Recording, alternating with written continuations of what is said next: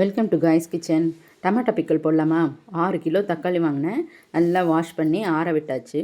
அதை பீஸாக கட் பண்ணி ஒரு டப்பில் இல்லைனா பிளாஸ்டிக் பக்கெட்டில் போட்டுக்கோங்க.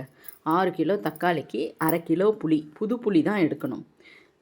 அதில் வந்து கொட்டை நார் இது எல்லாத்தையும் எடுத்து க்ளீனாக வச்சுக்கோங்க. அரை கிலோ உப்பு, 1 ஸ்பூன் மஞ்சள் தூள். அதாவது உப்பு புளிலாம் வீட்டில் புழங்கிட்டு இருக்கிறத எடுத்துகிட்டு வந்து இதில் போடக்கூடாது. புதுசாக எடுத்து போட்டிங்கன்னா தான் ஊறுகாய் 1 இயருக்கு கெட்டு போகாமல் நல்லாயிருக்கும். கை ஈரம் இல்லாமல் பார்த்துக்கிட்டு நல்லா கலந்து விட்டுருங்க.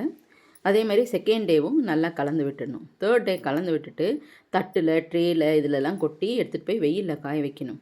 மார்னிங் எடுத்துகிட்டு போய் வெயிலில் வச்சோம்னா ஈவினிங் எடுத்துணும். அப்போ அந்த டப்பை வாஷ் பண்ணி வச்சுருவேன். திருப்பி ஈவினிங் அந்த ஆறின டப்பில் எடுத்து போட்டுட்டு நல்லா அந்த சூடு ஆறினதுக்கப்புறம் மூடி வச்சுருவேன். இதே மாதிரியே 5 டேஸ், அதாவது நான் ஞாயிற்றுக்கிழமை போட்டேன், செவ்வாய்க்கிழமையிலேருந்து காய வைக்க ஆரம்பித்தேன். சனிக்கிழமை தான் வந்து ஃபுல்லும் ஈரம்லாம் வற்றி நல்லா காஞ்சிருந்தது. இந்த காஞ்சதை வந்து நல்லா மைய அரைச்சி வச்சுக்கோங்க.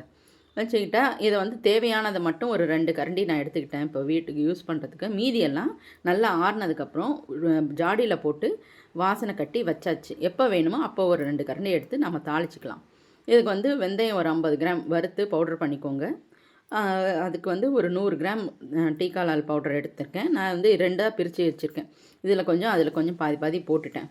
ஒரு இதுக்கு வந்து நல்லெண்ணெயில் கடுகு பெருங்காயம் தாளித்து கொட்டிட்டேன். இன்னொன்றில் வந்து கடுகு பூண்டு தாளித்து கொட்டிட்டேன். ஏன்னா விசேஷ நாளெல்லாம் வந்து பூண்டு யூஸ் பண்ணாமல் இருக்கணுன்றதுக்காக நான் இந்த மாதிரி பண்ணிட்டேன்.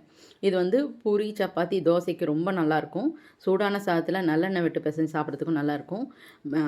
எங்கேயாவது டூர் போனோம்னா பூரி சப்பாத்தி செஞ்சோம்னா பயமே இல்லாமல் எடுத்துகிட்டு போகலாம். ஒன்றுமே ஆகாது. 1 இயருக்கு கெட்டு போகாது. எப்போ வேணுமோ அப்போ எடுத்து ஃப்ரெஷ்ஷாக இந்த மாதிரி தாளிச்சிக்கோங்க. ரொம்ப ரொம்ப நல்லாயிருக்கும். ஃப்ரிட்ஜில் வைக்க தேவையில்லை. இந்த டமாட்டோ பிக்கல் எல்லாத்துக்குமே சூப்பராக இருக்கும். ட்ரை பண்ணி பாருங்கள்.